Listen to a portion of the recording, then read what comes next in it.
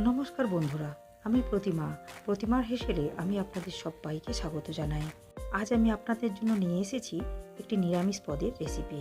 আজ আমি আপনাদেরকে তৈরি করে দেখাবো সম্পূর্ণ নিরামিষ পদ্ধতিতে এঁচোড়ের রেসিপি, যাতে করে নিরামিষ দিনে খুব সহজেই বানিয়ে নিতে পারেন এই রেসিপিটি। এঁচোড় রান্না করতে গিয়ে এঁচোড় কাটার সময় আমাদের অনেকেরই ভয় থাকে হাতের মধ্যে আঠা লেগে যাওয়ার, কিন্তু আমি বলবো রেসিপিটি প্রথম থেকে একবার এইভাবে রান্না করে দেখুন।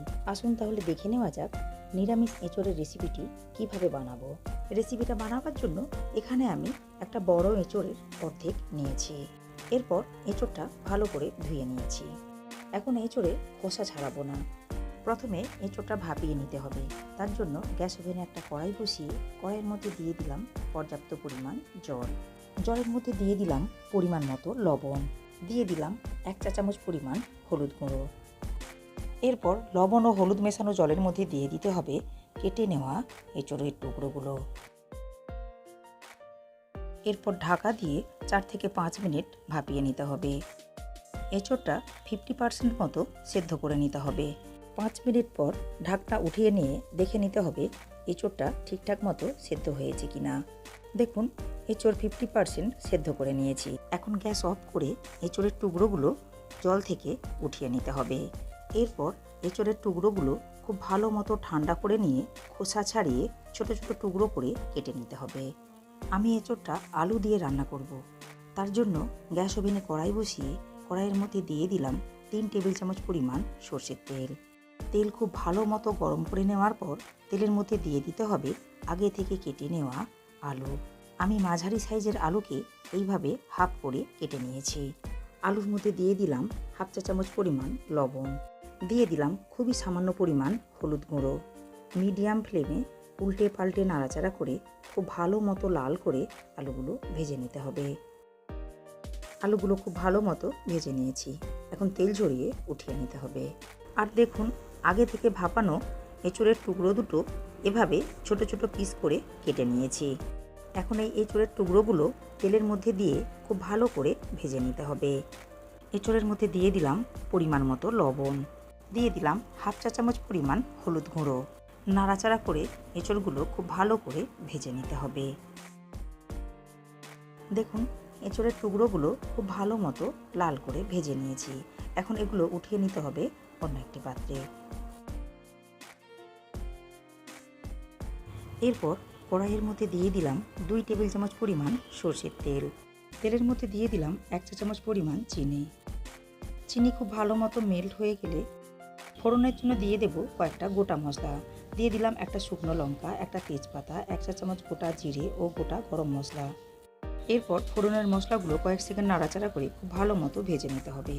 মশলাগুলো ভেজে নেওয়ার পর দিয়ে দিলাম 2টো টমেটো কুচি। টমেটোগুলো কয়েক সেকেন্ড নাড়াচাড়া করে ভেজে নিতে হবে। টমেটো কুচি কয়েক সেকেন্ড নাড়াচাড়া করে খুব ভালো মতো ভেজে নেওয়ার পর দিয়ে দিলাম 1 টেবিল চামচ পরিমাণ আদা বাটা। আবারও সব উপকরণগুলো নাড়াচাড়া করে খুব ভালো মতো ভেজে নিতে হবে। আদা সহ সমস্ত উপকরণগুলো নাড়াচাড়া করে খুব ভালো মতো কষিয়ে নেওয়ার পর এখন এর মধ্যে দিয়ে দেব কয়েকটা গুঁড়ো মশলা।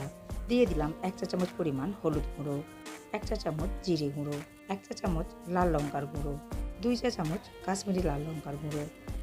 এখানে 6টা কাজু বাদাম ও 2 টেবিল চামচ পরিমাণ পোস্ত পেস্ট করে নিয়েছি। এখন এটা দিয়ে দিলাম মশলার মধ্যে।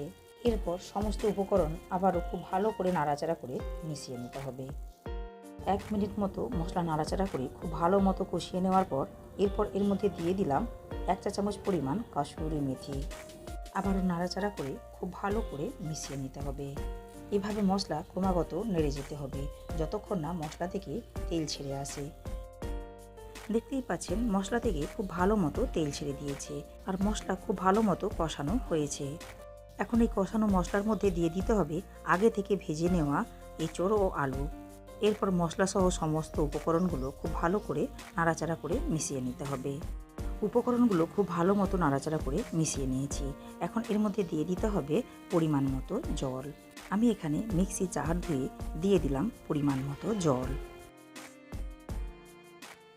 এরপর নাড়াচাড়া করে খুব ভালো করে মিশিয়ে নিয়ে ঢাকা দিয়ে 5 থেকে 7 মিনিট রান্না করে নিতে হবে। 7 মিনিট পর ঢাকনা উঠিয়ে নিয়ে দেখে নিতে হবে সবজিগুলো ঠিকঠাক মতো সেদ্ধ হয়েছে কিনা। দেখুন সবজিগুলো খুব ভালো মতো সেদ্ধ হয়েছে। এই সময় এর মধ্যে দিয়ে দিতে হবে 1 চা চামচ পরিমাণ গরম মশলার গুঁড়ো, দিয়ে দিলাম 1 মুঠো পরিমাণ ধনেপাতা কুচি, দিয়ে দিলাম 1 চা চামচ পরিমাণ গাওয়া ঘি। আবারও একবার সমস্ত উপকরণগুলো নাড়াচাড়া করে খুব ভালো মতো মিশিয়ে নিতে হবে। এরপর ঢাকা দিয়ে 5 মিনিট রেখে দিলেই তৈরি হয়ে যাবে সুস্বাদু নিরামিষ এঁচোড়ের রেসিপিটি। নিরামিষ দিনে রেসিপিটা বাড়িতে বানাবেন আর কমেন্ট করে জানাবেন রেসিপিটা আপনাদের কেমন লেগেছে। রেসিপিটা ভালো লাগলে লাইক ও শেয়ার করবেন। আর এই রকম নিত্য নতুন ভিডিওর আপডেট পাওয়ার জন্য চ্যানেলটাকে সাবস্ক্রাইব করে পাশে থাকা বেল আইকনটি প্রেস করবেন। ভালো থাকবেন, সুস্থ থাকবেন। ধন্যবাদ।